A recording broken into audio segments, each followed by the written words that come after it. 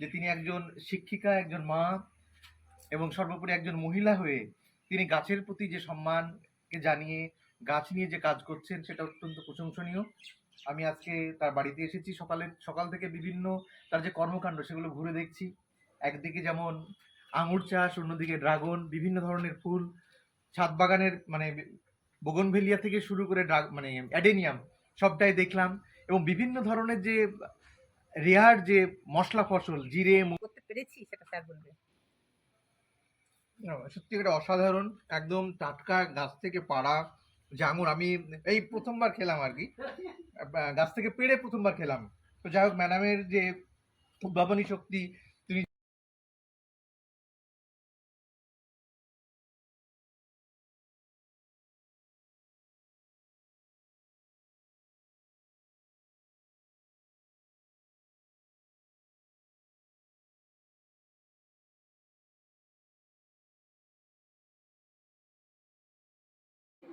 একুশে ডিসেম্বর মাস থেকে আমি যখন গৃহবন্দী ছিলাম তখন মোটামুটি টিভি দেখতে দেখতে আমি একটা মানে সবুজের সংস্পর্শ পাই, যেটা গ্রিন ফ্রেন্ডস।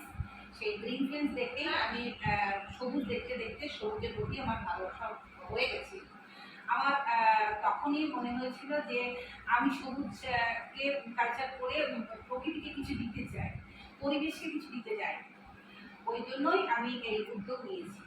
মানে প্রথমে কি থেকে শুরু হলো আপনার? আমি প্রথমে সবজির চাষ করেছিলাম, মানে উইদাউট সয়েলে, মাটি ছাড়া বস্তাতে, 1 টাকার বস্তায়। আমাদের প্রচুর নারকেলের ছোবা ছিল, সেই নারকেলের ছোবাতে আমি ফুলকপি, বাঁধাকপি, ওলকপি সব লাগিয়েছিলাম। খুব ভালো সাফল্য পেয়েছিলাম। তারপরে বস্তায় আলু চাষ করেছিলাম। বিভিন্ন গাছ আমি একে একে ছাদে নিয়ে আসার পর ছাদটা যখন কঠিন অবস্থা হয়ে গেল তখন আমি চলে গেলাম নিচে। এখন ছাদে আমার ড্রাগন আছে মোটামুটি 90 পিস, আর ফুল আছে বাগানবিলাস, অ্যাডেনিয়াম। আর উইদাউট সয়েল, যেটা মাটি বিহীন সবজি চাষ করছি, যেটা অভিনব একটা উদ্যোগ আমি নিয়েছি যে আমার ড্রাগন গাছকে আমি কি করে বাঁচাবো সবুজ নেট না দিয়ে।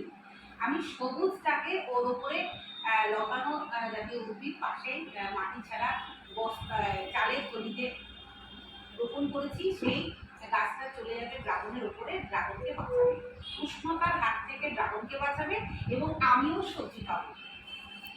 সম্পূর্ণ বিষবিহীন, সারবিহীন, একদম নিজের তৈরি, যেটা ফেলে দেওয়া আমার বাড়ির সবজির খোসা, হাতের ফ্যান, চাল ধোয়ার জল, মাছ ধোয়ার জল, সব কিছু দিয়ে আমি একটা ম্যাজিক তরল সার তৈরি করি। সেই সারটাই দিই, আর কিচ্ছু কিনি না। আর বাড়ির যেটা আমি ফেলে দিই, সেই ফেলে দেওয়া জিনিসটাকে আমি কাজে লাগিয়ে তার মধ্যেও সৌরায়ন করেছি। চাল ধোয়া, মাছ ধোয়া, মানে ফ্যান আর যাবতীয় সবজির খোসা, মানে এটা হচ্ছে তরল সার। এটা হচ্ছে তরল সার করছে না। আর হচ্ছে আনাজের যে মানে আনাজের যে যেগুলো ফেলে দেওয়া, শুকিয়ে তার মধ্যে আমি উদ্ভিদ চাষ করি, সবজি।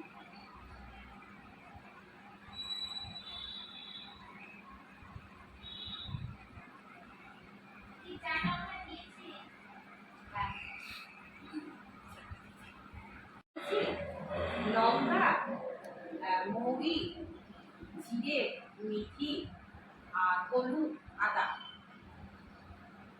সেটাও কিন্তু আমি মাটি ছাড়া দ্বিতীয় বছর যখন আমি চাষ করতে শুরু করলাম, 23 সালে করেছিলাম বস্তাতে, সৌরানো, সেটাতেও আমি সাফল্য পেয়েছি। আর 8টা মিডিয়া আমি নিজে তৈরি করে সেখানে যে উদ্ভিদটা কেমন হয় সেটাও কিন্তু আমি পরীক্ষামূলকভাবে সাফল্য পেয়েছি। যেমন ধরুন, একটা মিডিয়া যেটা আমি বললাম কাঁচা সবজির খোসা, আর একটা হচ্ছে সবজির খোসাকে পচিয়ে, 3 নম্বর হচ্ছে আপনার ধানের তুষ, 4 নম্বর হচ্ছে নারকেলের ছোবা,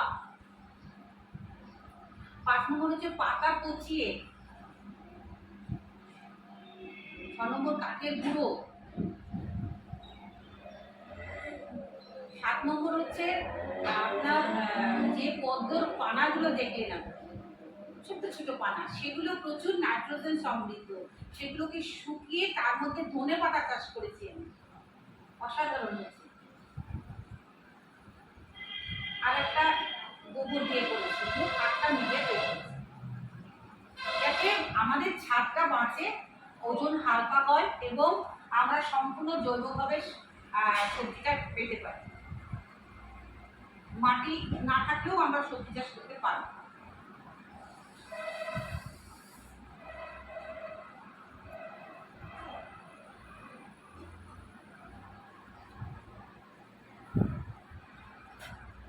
কামল সাহেব কিন্তু আমাকে এটা এতটা বলেনি, আমাকে বলেছে যে এক ম্যাডাম আপনি চাষ করেছেন, বাগানটা দেখতে দিতে হবে।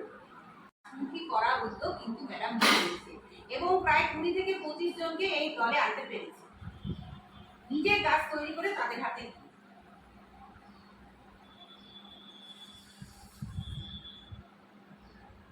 এবং যারা গরিব মানুষ কিনতে পারছে না তাদেরকে কিন্তু ম্যাডাম সম্পূর্ণভাবে বাগান সাজানোর জন্য গাছ তুলে দিচ্ছে।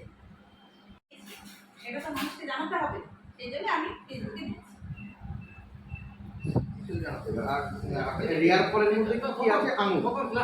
আঙুর আছে, আমার ড্রাগন আর আঙুরটা বেশি, তার মধ্যে তো দেখলেন সাধারণ তো আছে, সব রকম যত রকম আঙুর কতটা আছে? আঙুর একটি গাছ, একটি মাত্র গাছ, অল্প তৃষ্ণা। এবার 2 বছরের মাথায় ভালো সাফল্য পেয়েছে।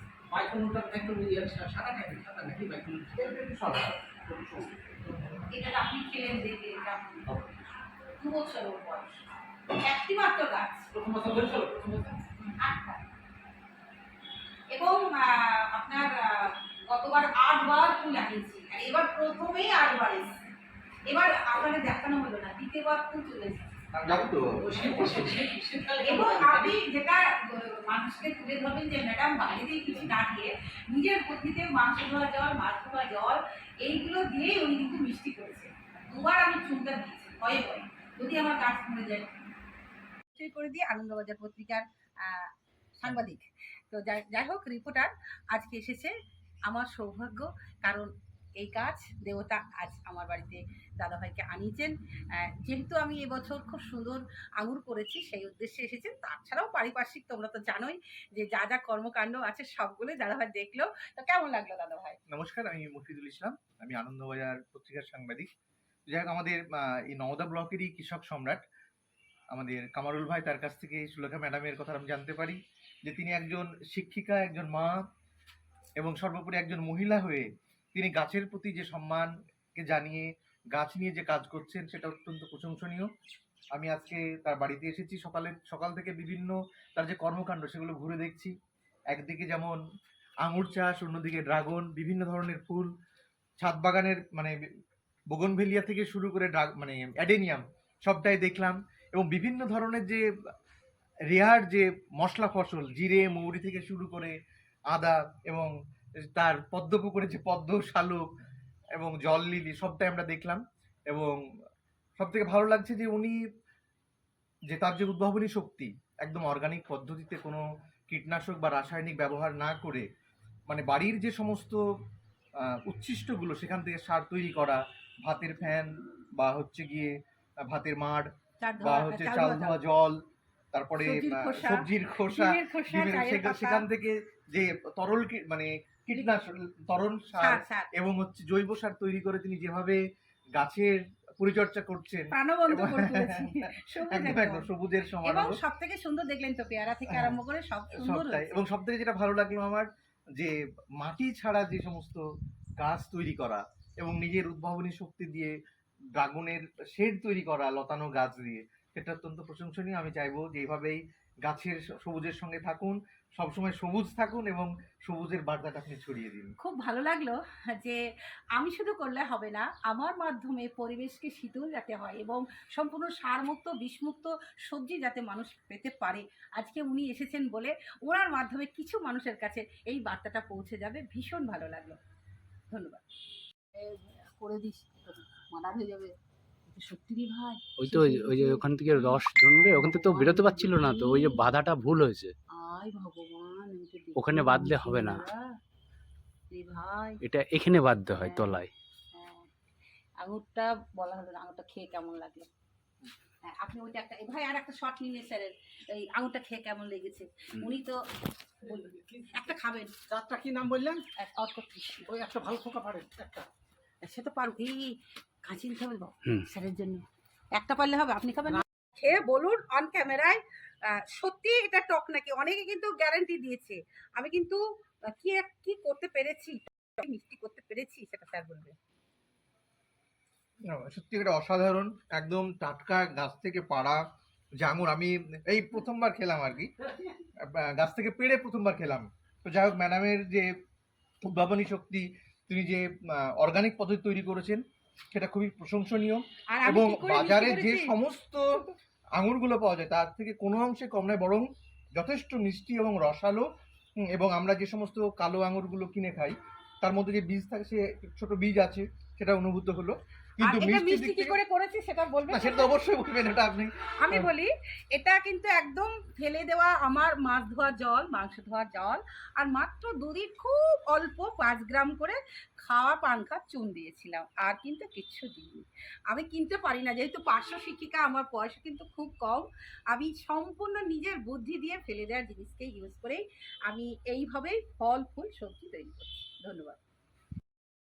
কথা বলবেন, হ্যাঁ। টক না মিষ্টি? হাত দেখি মিষ্টি। মিষ্টি তো, তাহলে এটা মানুষ চাষ করতে পারে। হ্যাঁ হ্যাঁ হ্যাঁ। সব থেকে কম দাম, যারা আঙুর গাছ করবে ভাবছেন অথচ অনেক দাম, তাদেরকে বলবো অর্ক তৃষ্ণা কিনে নিয়ে আসো, নিয়ে এসে মিডিয়াটা কি করবে, কি পরিচর্যা, যদি ইচ্ছে হয় আমার তো চ্যানেল আছে হবি ও সুলেখা, সেখানে তোমরা জেনে নেবে। ছবিটা তুলে নিবে একটা। আর দাদা ভাই, এই আঙুর দেখে আপনি কতটা কারণ আমি খুব সন্তুষ্ট হয়েছেন? ডবলিয়ে যে শত সময় নষ্ট করেও আমি এখানে এসে হাজির হই। খুব ভালো লাগছে আজকে, অনেক অনেক ধন্যবাদ। মানে উন্নতি প্রযুক্তি না হলে দেশ ছবি কখনোই তুলেছিস?